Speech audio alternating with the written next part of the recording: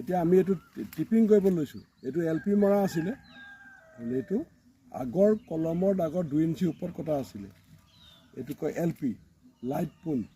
Light পোন হ'লে আমি ক'ত পাত ছিঙিম? এতিয়া কটা দাগৰ পৰা 10 ইঞ্চি ওপৰত পাত ছিঙিছোঁ, 10 বা 8। এতিয়া আমাৰ টেবুল ওখ হ'ল, বহুত বাগান বয়সীয়াল বাগান, সেইকাৰণে আমি 8 ইঞ্চি ওপৰত ছিঙিছোঁ। এইটো পাত বিক্ৰী নহয়, এইডোখৰ লৈ এইডোখৰত পেলাই দিব, এইটো যাব। কোমলডোখৰ ছিঙি দিলে যদি আপুনি ইয়াত ছিঙি দিয়ে, ই বাঢ়ি পেলাই গুচি যাব, জেগাত টেবুলখন নৰ'ব। তেতিয়া ইয়াত হাত দিব নালাগে। যেতিয়া ওখ হ'ব তেতিয়া এনেকৈ কোমলডোখৰ লৈ বুঢ়াডোখৰত পেলাই দিব লাগিব। এইটো চাব,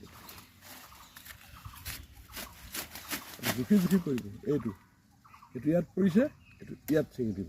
তো ইয়াত ছিঙিলে এই গাছটোৱে জোৰ নাপায়, এইডোখৰ এনেই খাই থাকিব। কিন্তু ইয়াত ছিঙি উঠাই দিব, কিন্তু এই গাছটো জোৰ হ'ব। ইয়াৰ লগত আমি মিলাই দিছোঁ। এইটো ইয়াত ছিঙি এইটো পেলাই দিব লাগিব, যিটো জোখতে আহি যাব পিছত। এইটোক কয় টিপিং কৰা বা টেবুল বনোৱা। ইয়াৰ পৰা আমি 4টা পাত এৰিছোঁ, বা মেইন 4টা, 1 2 3 4, 4টা গাজ আহিব। কম দিনত টেবুলখন বনি যাব। মোৰ ওপৰখন দেখাব। এনেকৈ বাগানখন আমি টেবুল বনালে এখন নতুন টেবুল পাম। এইটো এটা পেঞ্চিলডাল বনিব, তেতিয়া ইয়াৰ পৰা বেছিকৈ পাত প্ৰডাকশ্যন হ'ব। টেবুলখন বনাওঁতে এইখিনি যিখিনি মানুহে নতুনকৈ বাগান খুলিছে সেইসকলক কৈছোঁ, বাকী পুৰণা খেতিয়কসকলতো জানেই।